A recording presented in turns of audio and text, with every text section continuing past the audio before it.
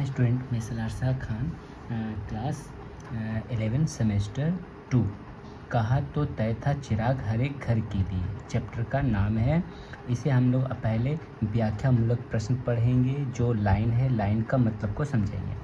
पहला यहाँ पे लाइन दिया है, कहा तो तय था चिराग हर एक घर के लिए। कहाँ चिराग मैसर नहीं शहर के लिए। यहाँ दरख्तों के साये में धूप लगती है, चलो यहाँ से चलें और उम्र भर के लिए। तो इस लाइन दी थी, लाइन से पाठ का नाम, लेखक का नाम पूछेगा और प्रसंग पूछेगा और व्याख्या पूछेगा। तो पूछेगा प्रस्तुत पंक्ति का प्रसंग क्या है। तो प्रसंग यहाँ पे दिया, प्रस्तुत पंक्ति दुष्यंत कुमार की गजल साये में धूप से अवतरित है। राजनीति और समाज में जो कुछ चल रहा है उसे खारिज करने और विकल्प की तलाश इस गजल का केंद्रीय भाव है। नेक्स्ट क्वेश्चन पूछेगा, प्रस्तुत पंक्ति की व्याख्या करो या भाव स्पष्ट करो। तो इसका आंसर ये वाला होगा, व्याख्या।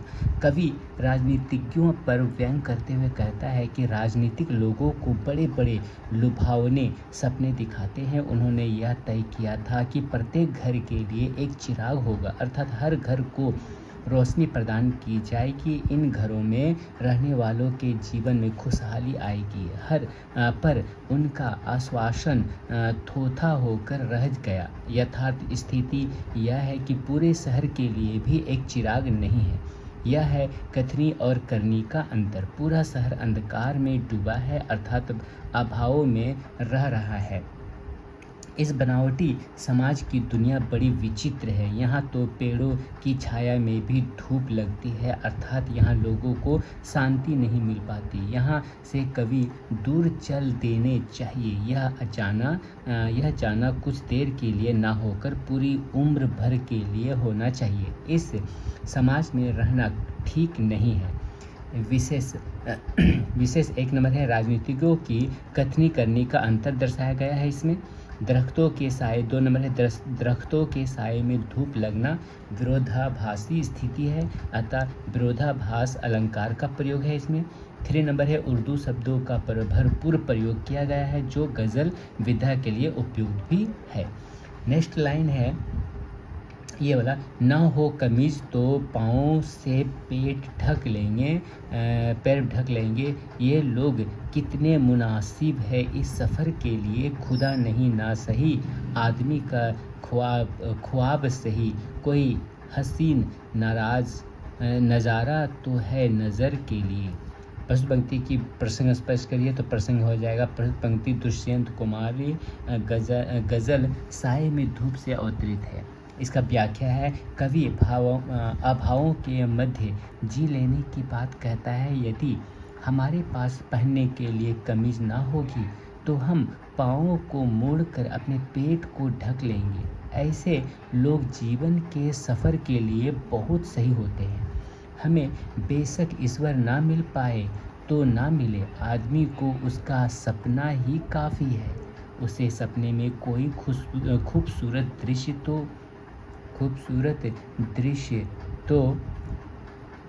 दृश्य तो दिखाई देगा, यही उसके लिए काफ़ी है। विशेष बात क्या है इसमें कि कवि हसीन ख्वाब देखने का पक्षपाती है। 2 नंबर है, पाँवों से पेट ढक लेना विशिष्ट प्रयोग है, उर्दू शब्द की भरमार है।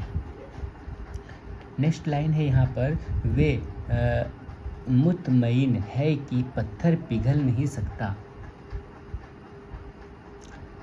मैं बेकरार हूँ आवाज़ में असर के लिए। तेरा निज़ाम है सील दे जुबान शायर की। ये हस्तियात ज़रूरी है इस बहर के लिए। जिए तो अपने बगीचे में गुल मोहर के तले, मरे तो कैर की गलियों में गुल मोहर के लिए। प्रस्तुत पंक्ति का प्रसंग हो जा रहा है। प्रस्तुत पंक्ति दुष्यंत कुमार की गज़ल साये में धूप से अवतरित है। व्याख्या, कवि उन लोगों पर कटाक्ष करता है जो कहते हैं कि पत्थर पिघल नहीं सकता।